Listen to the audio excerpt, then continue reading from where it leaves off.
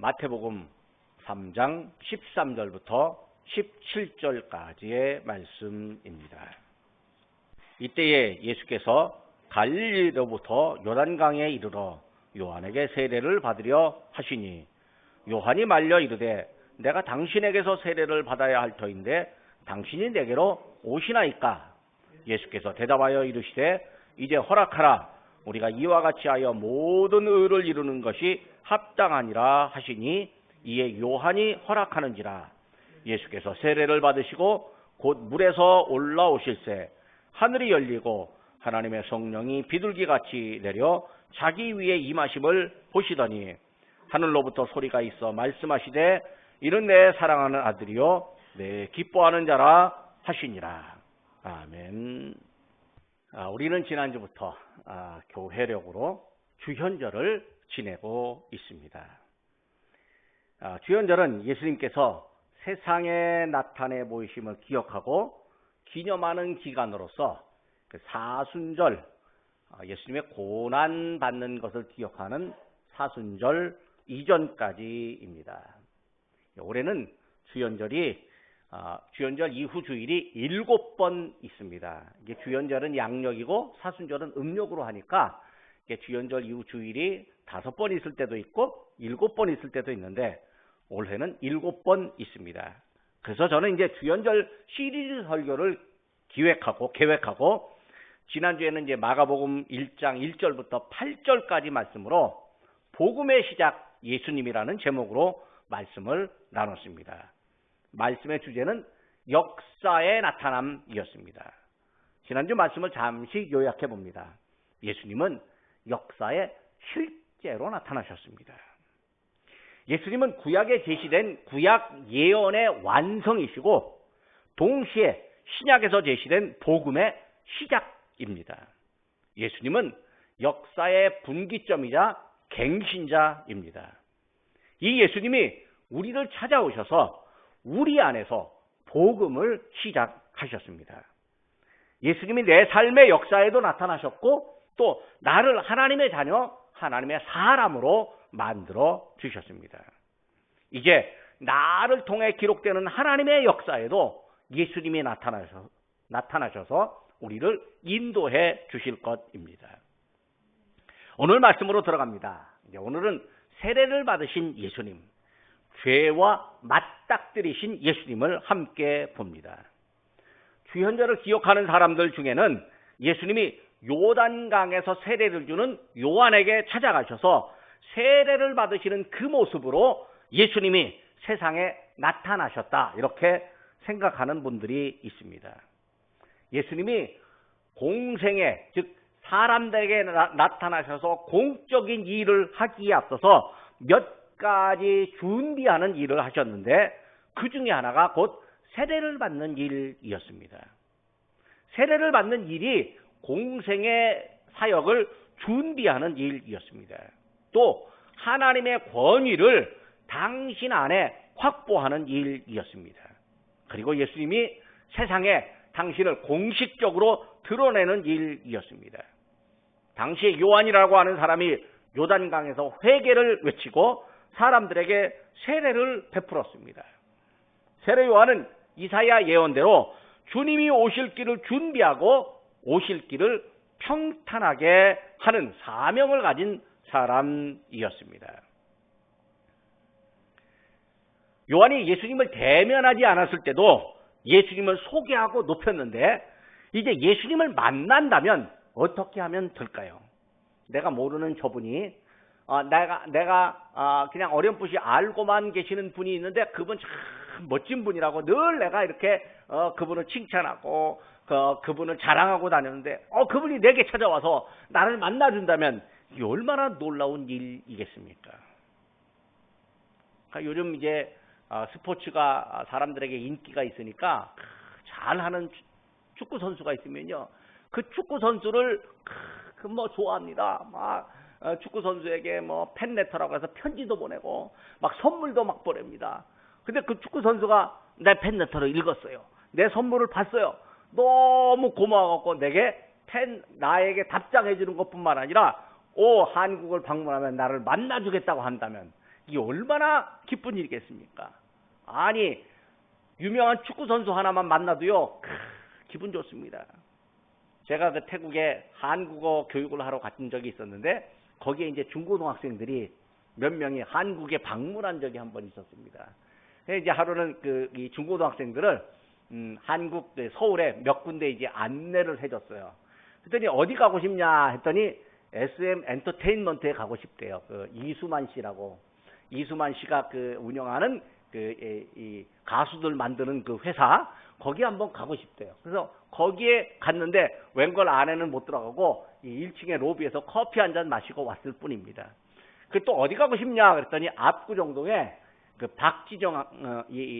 박지정 JY 엔터테인먼트가 거기를 가고 싶대요. 그래서 그 압구정 골목에 차도 들어가기 어려운데 어떻게 갖고 거기다 내려줬는데 거기에 박진영 엔터테인먼트가 있고 그다음에 가수들 사진도 있는데요. 태국 여학생들이 그걸 보더니 막 눈물을 덜덜덜 흘리는 거예요. 감격에 겨워서 내가 한국에 와서 JY 엔터테인먼트 봤다 그거예요. 감격에서 눈물을 덜덜덜 흘리는 거예요. 세상에 내가 좋아하는 가수 한 사람만 만나도 이렇게 즐거운데 내가 길을 예비한 예수님이 나를 찾아왔다면 이게 얼마나 즐거울까요? 요한이 예수님을 만났다면 이제 어떻게 해야 될까요? 요한이 예수님을 만났을 때가 바로 오늘 본문에 있는 바처럼 예수님이 세례를 받는 장면, 세례를 받으러 오는 장면이었습니다. 예수님이 갈릴리로부터 요단강으로 오셨습니다. 지금도 버스로 2시간은 가야 하는 길인데요. 당신은 걸어서 3일 정도 되는 거리를 예수님이 찾아오셨습니다. 예수님에게는요, 요한을 찾아오는 목적이 있었습니다. 겉으로 보기에는 세례를 받으려고 하는 목적이었지만 사실 세례를 받으려고 하는 진짜 목적은 따로 있습니다. 예수님은 당신의 목적을 이루기 위해서 3일 길을 걸어서 요단강에서 세례를 주는 요한을 찾아오셨습니다. 여러분, 우리가 목적을 이루려면요 3일 걷는 거 그거 아무것도 아닙니다.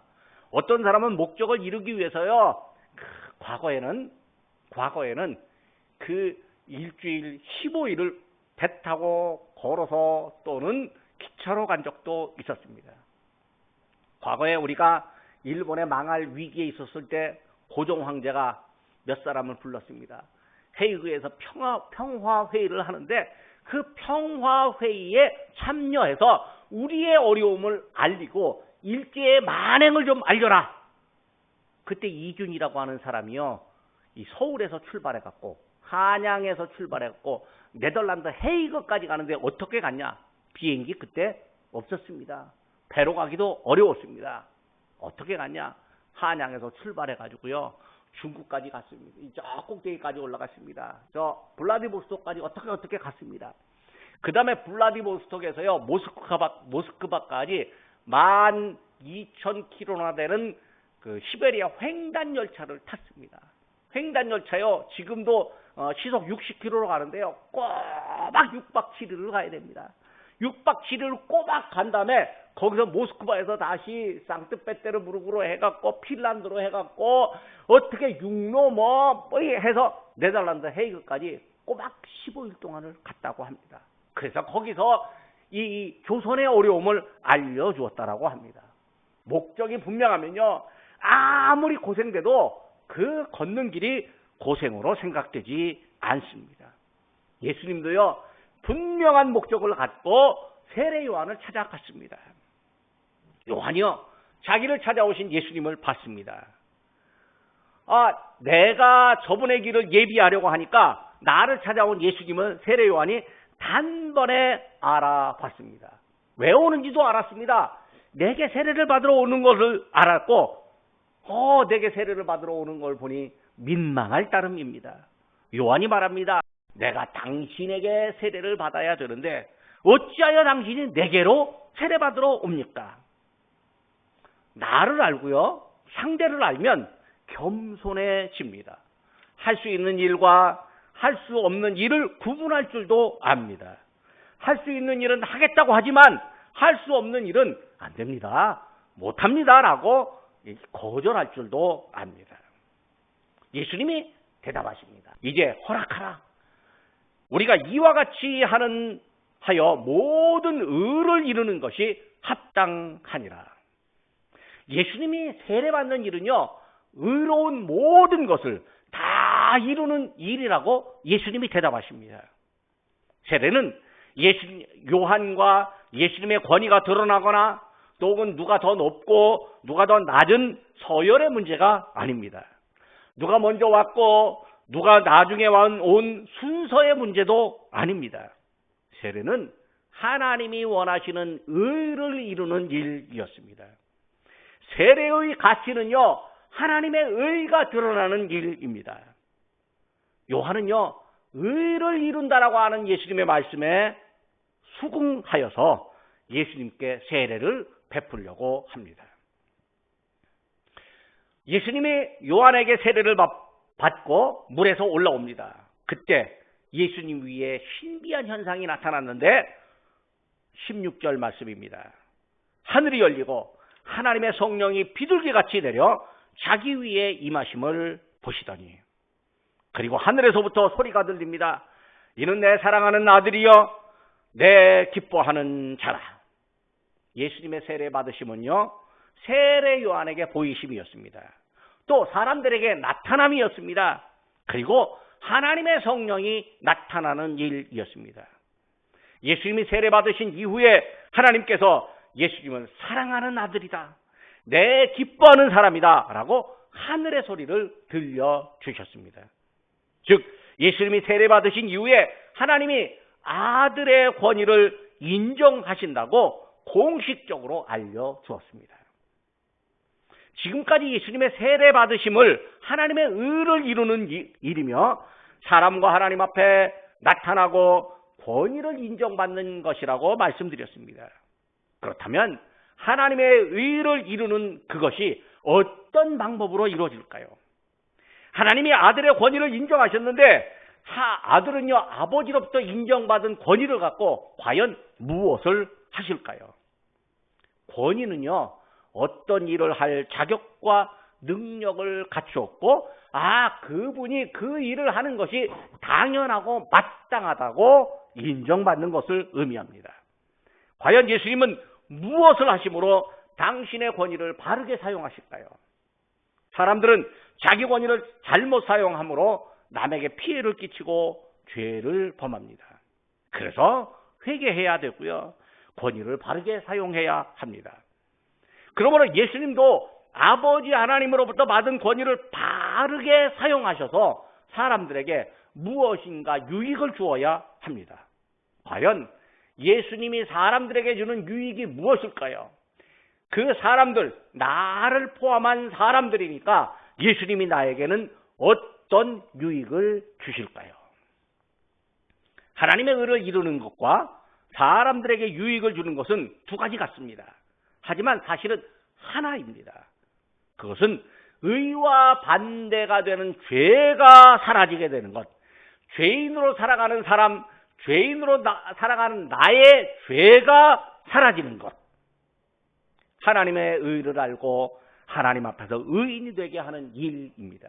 그러니까 예수님이 하나님의 의를 이루는 것, 또 사람에게 유익을 주는 것, 그것은 바로 나의 죄가 사라지는 것입니다. 사람의 죄가 사라지는 것입니다.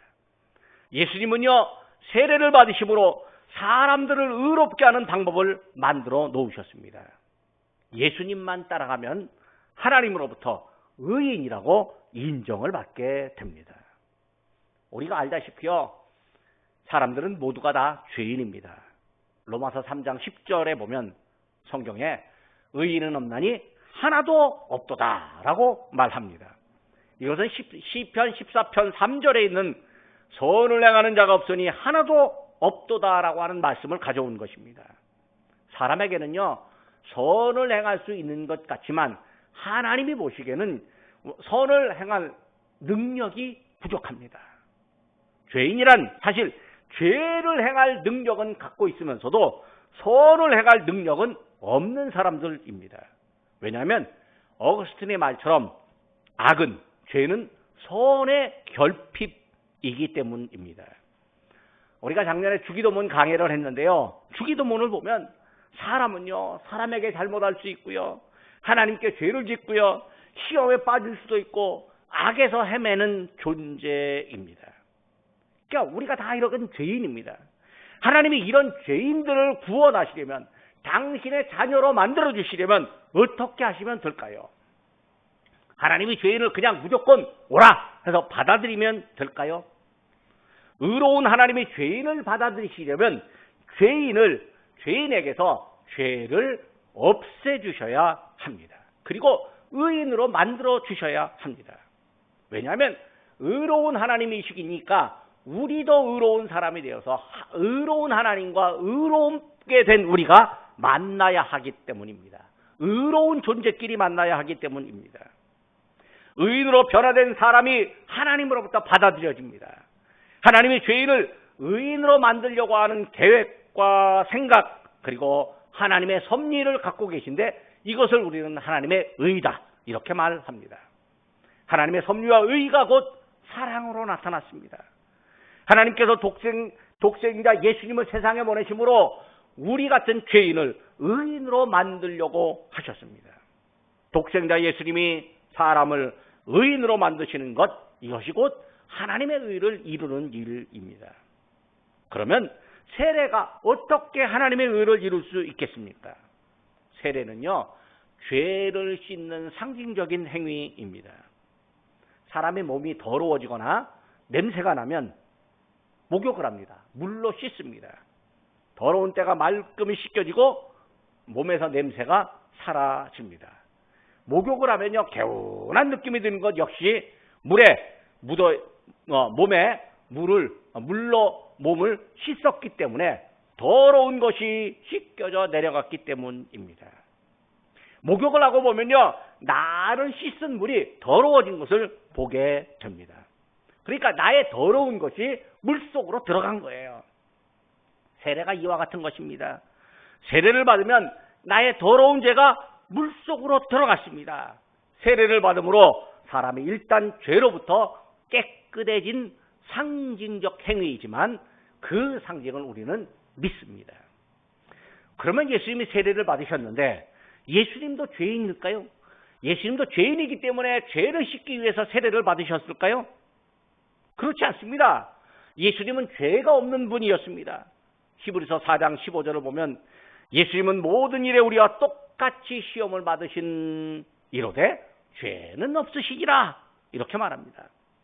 그런데 죄가 없으신 예수님이 세례를 받는 것이 합당할까요? 예수님의 세례 받으심이 하나님의 의를 이루심이라는데 예수님이 죄인도 아닌데 어떻게 세례를 통해서 하나님의 의를 이루실까요? 더러운 사람이요, 물에 들어가서 씻으면 물이 더러워집니다. 근데 그 다음에 깨끗한 사람이 그 더러운 물에 들어가면 어떻게 될까요? 오히려 더러워집니다. 그래서 오염된 물에 들어가면 안 됩니다. 인도 사람들은요, 겐지스 강이라는 강을 얼마나 신성시하는지 그 강에 들어가서 목욕을 하면 신 앞에서 깨끗해진다라고 생각을 합니다. 그런데요, 환경적으로 보면 겐지스 강이 엄청나게 오염되어져 있습니다. 겐지스 강에 온갖 쓰레기들을 다 버립니다.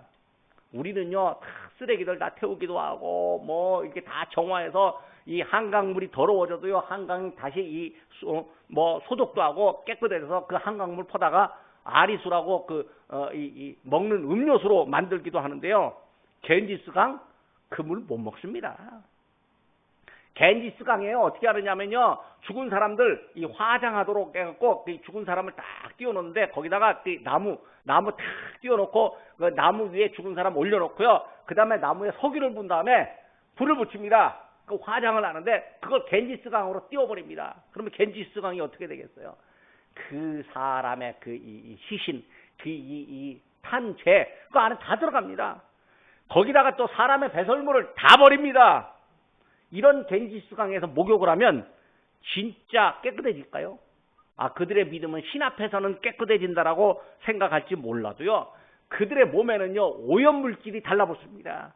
그래서 겐지스강에서 목욕하고 나면요, 막 피부병이 생깁니다. 그러니까 더러운 물이 사람을 더 더럽게 만들어 버립니다. 예수님의 세례가 바로 이와 같습니다. 예수님이 강에 들어가신 것은요, 죄 없으신 분이 이 인간의 죄를, 물속에 있는 인간의 죄를 받아들이기 위해 들어가시는 거예요. 의인이신 예수님이 물속에 있는 사람들의 죄를 당신 안으로 받아들여서 그리고 당신 안에서 다 해결하기 위해서 들어가셨습니다. 이건요, 예수님이 죄에 노출되는 겁니다. 예수님이 사람의 죄, 근본적인 죄와 딱 맞닥뜨려 드리시려고 강으로 들어가셨습니다. 당신이 인간의 죄를 가져가심으로 인간의 죄가 일단 사라집니다. 예수님이 우리 인간의 죄를 용서해 주시려고 또 죄인의 명분을 일단 없애버리시는 거예요. 예수님은 우리를 위해서 죄와 맞닥뜨리셨습니다. 우리는요, 죄인이었기 때문에 죄와 싸워서 이길 만한 힘이 없습니다. 우리는 태어날 때부터 죄인이니까 죄와 싸워서 이기지 못하고 죄와 싸우면 백전백패입니다. 자, 죄인이 죄와 싸워서 이기려면 어떻게 해야 될까요? 누군가 의인이 나서서 대신 싸워주어야 됩니다.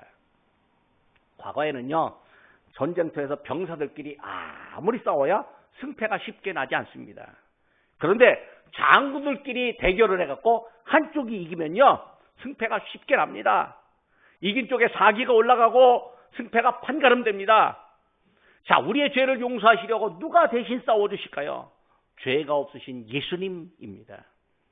예수님이 우리의 대장 되셨습니다. 우리를 위해 죄와 대신 싸워주셨습니다. 우리의 죄를 다 흡수하시고 그 죄를 당신의 피로 도말하셨습니다. 우리에게 속죄의 복이 주어졌습니다. 이 블레셋이라고 하는 나라가 이스라엘을 침략하는데요, 거기 선봉장으로 선 골리앗, 키가 8척장실입니다. 소리를 한번 지르면요, 이 하늘이 막 울리는 것 같습니다. 그게 이 골리앗의 호령 소리예요. 그 이스라엘 군대가요, 그냥 군대 전부가 몸을 사시나물 떨듯이 떨고 있습니다. 이때 아버지의 심부름으로 형들에게, 전쟁터에 나간 형들에게 물건을 전달하러 간 소년 다윗이 골리앗의 호통을 보았습니다. 아니, 형들도 어른들도 몸을 사시나무 떨듯이 떠는데 다윗은요, 분개했습니다. 형들이 말리고 있습니다. 야, 전쟁이 무슨 장난이냐? 뭐 동네 전쟁놀이냐? 말리는데 다윗이 골리앗과 맞닥뜨렸습니다. 골리앗을 향해서 너는 칼과 창과 단창으로 내게 오지만 나는 내가 멸시하는 만군의 여호와의 이름으로 너에게 가노라. 이렇게 말하면서 물맷돌을 던졌는데 골리앗의 이마에 정통으로 맞고 골리앗이 쓰러졌습니다. 다윗이 골리앗을 물리치고 이스라엘 군대에 사기가 올라가서 결국 이스라엘이 승리했습니다. 그러니까 이기려면 맞닥뜨려야 하는데, 여러분, 우리가 어떤 일이 있다면 이기려면 피하고 도망가면요, 이기지 못합니다. 그냥 끝날 수 있습니다. 근데 이기려면 맞닥뜨리는 용기도 필요합니다. 이처럼 예수님이 완전한 의인이신데 우리를 대신하여서 죄와 맞닥뜨려서 우리의 죄를 다 가져가시고 당신 안에서 소멸시켜 놓으니까 우리의 죄 문제가 해결되었습니다.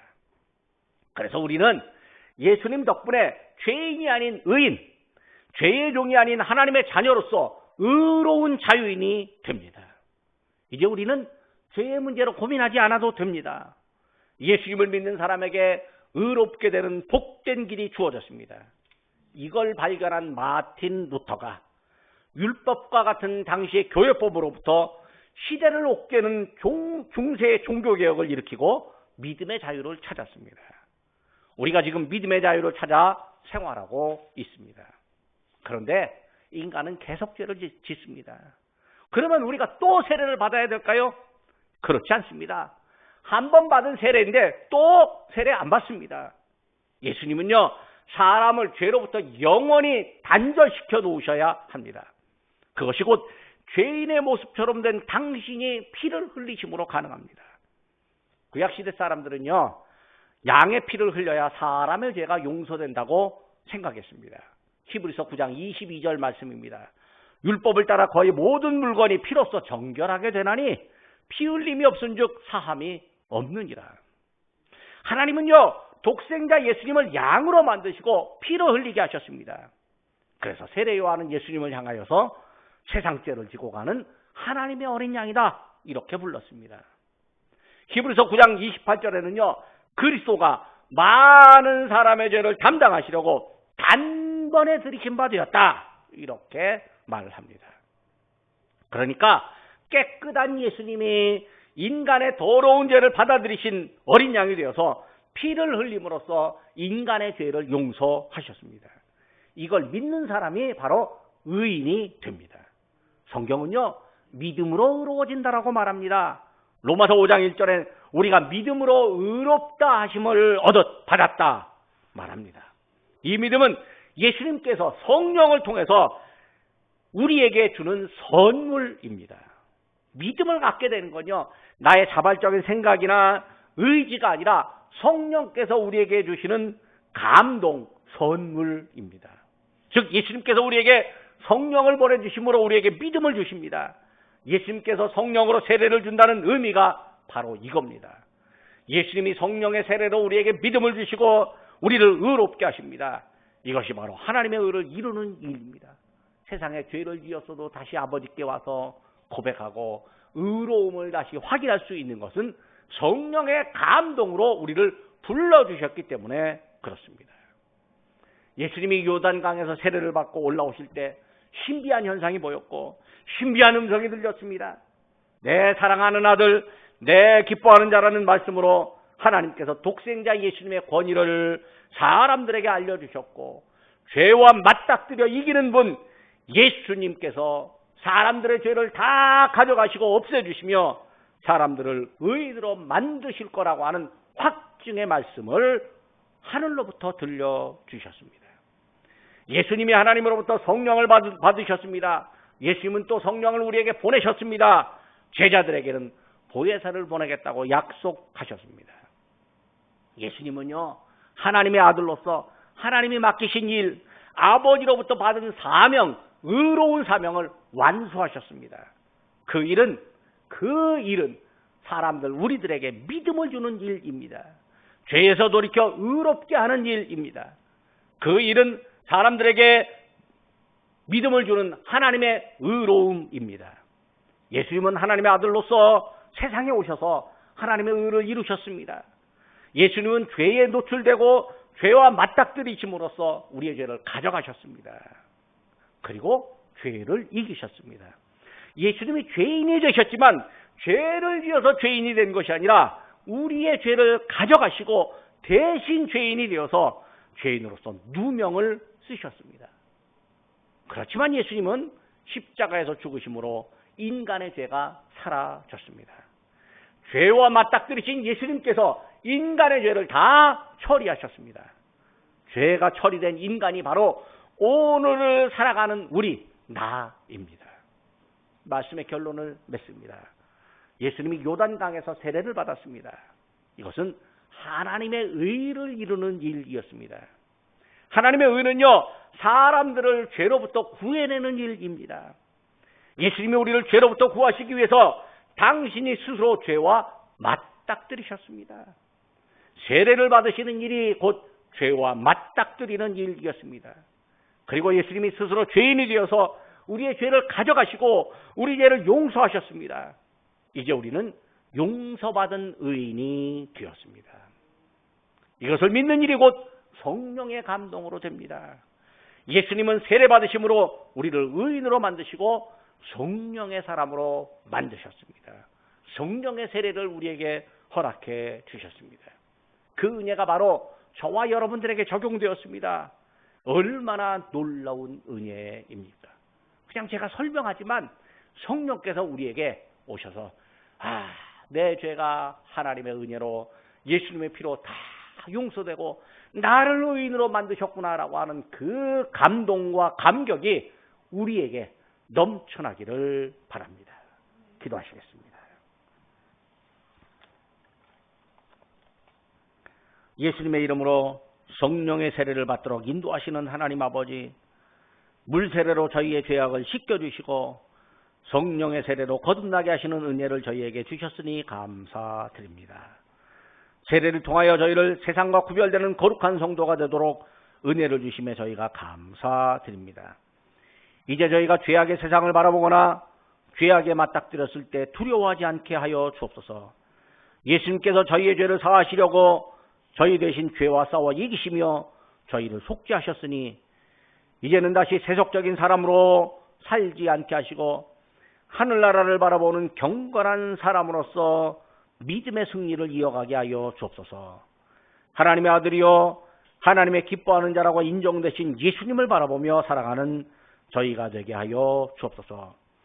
초대교회 성도들이 성령으로 충만하여 복음을 전파한 일과 같이 저희도 성령을 충만히 받아 땅끝까지 복음을 전파하며 지구촌에 하나님의 나라를 세우게 하여 주옵소서.